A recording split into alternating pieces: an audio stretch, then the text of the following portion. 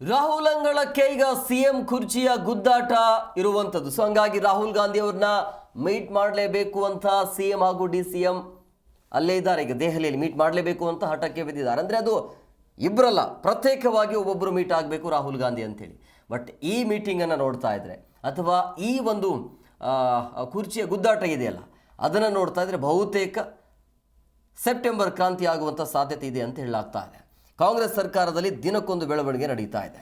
KPCC ಕಚೇರಿಯಲ್ಲಿ ಶಾಸಕರ ಜೊತೆ ಸುರ್ಜೇವಾಲಾ ಚರ್ಚೆಯ ಸಂದರ್ಭದಲ್ಲಿ ಸಿಎಂ ಡಿ.ಸಿ.ಎಂ ದೆಹಲಿಯಲ್ಲಿ ಬೀಡು ಬಿಟ್ಟಿದ್ದಾರೆ. ಗುರುವಾರ ಅಂತಂದರೆ ನಾಳೆ ರಾಹುಲ್ ಗಾಂಧಿ ಭೇಟಿಗಾಗಿ ಇಬ್ಬರು ನಾಯಕರು ಸಮಯ ಕೇಳಿದಾರಂತೆ. ಆದರೆ ರಾಹುಲ್ ಗಾಂಧಿ ಯಾರಿಗೂ ಕೂಡ ಸಮಯಾವಕಾಶ ನಿಗದಿ ಮಾಡಿಲ್ಲ ಅಂತೆ.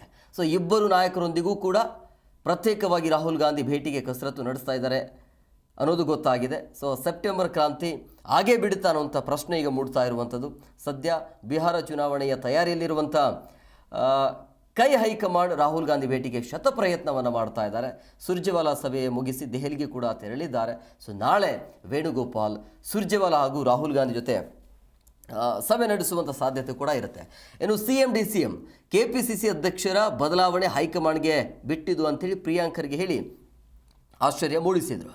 ಬಟ್ ಈಗ ಸಿಎಂ ಬದಲಾವಣೆ ಆಗಬೇಕು ಅಂತ ಡಿ.ಕೆ.ಶಿ ಬೆಂಬಲಿಗರು ಹಾದಿ ಬೀದಿಯಲ್ಲಿ ಮಾತನಾಡ್ತಾ ಇರೋದ್ರಿಂದ ಸಿಎಂ ಸಿದ್ದರಾಮಯ್ಯ ಈಗ ಕೆರಳಿದ್ದಾರೆ. ಸೊ ಹಂಗಾಗಿ ರಾಹುಲ್ ಗಾಂಧಿಗೆ ಕಂಪ್ಲೇಂಟ್ ಕೊಡಲು ಮುಂದಾಗಿದ್ದಾರೆ ಅಂತ ಹೇಳಲಾಗ್ತಾ ಇದೆ. ನಮಗೆ ಸಿಗ್ತಾ ಇರುವಂಥ ಇನ್ಸೈಡ್ ಮಾಹಿತಿ.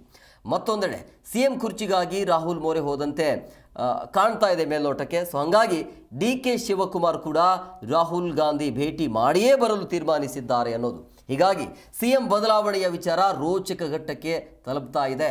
ಹಲವಾರು ಸಚಿವರು, ಶಾಸಕರು ಎಲ್ಲರೂ ಕೂಡ ದೆಹಲಿಯ ಬೆಳವಣಿಗೆಗಳತ್ತ ಗಮನ ನೀಡ್ತಾ ಇರುವಂಥದ್ದು ಆ ಕಡೆ ಈಗ ಕೇಂದ್ರೀಕರಿಸಿದ್ದಾರೆ. ಸೊ ಕೆಲವರು ದೆಹಲಿಗೂ ಕೂಡ ಹೋಗಿದ್ದಾರೆ ಅನ್ನೋದು ಕೂಡ ಇದೆ. ಸೊ ಹಂಗಾಗಿ ಕಾಂಗ್ರೆಸ್ ಶಾಸಕರಿಂದ ಸಚಿವರ ಕಾರ್ಯವೈಖರಿ ಬಗ್ಗೆ ಸುರ್ಜೇವಾಲಾ ಮಾಹಿತಿ ಕಲೆ ಹಾಕಿದ್ದಾರೆ. ಕ್ಷೇತ್ರದ ಅಭಿವೃದ್ಧಿ, ಅನುದಾನ ದೊರೆಯದ ಬಗ್ಗೆ ಬಹಿರಂಗವಾಗಿ ಅಸಮಾಧಾನ ವ್ಯಕ್ತಪಡಿಸಿರುವಂಥ ಹಿನ್ನೆಲೆಯಲ್ಲಿ ಇಲ್ಲಿ ಇರುವಂಥ ಎಲ್ಲ ಮಾಹಿತಿಯನ್ನು ತೆಗೆದುಕೊಂಡು ಹೋಗಿದ್ದಾರೆ. ಸೊ ಕಾದು ನೋಡಬೇಕು ಮುಂದಿನ ದಿನಮಾನಗಳಲ್ಲಿ, ಪ್ರಮುಖವಾಗಿ ಸೆಪ್ಟೆಂಬರ್ ಕ್ರಾಂತಿ ಏನಾಗುತ್ತೆ ಅಂತೇಳಿ.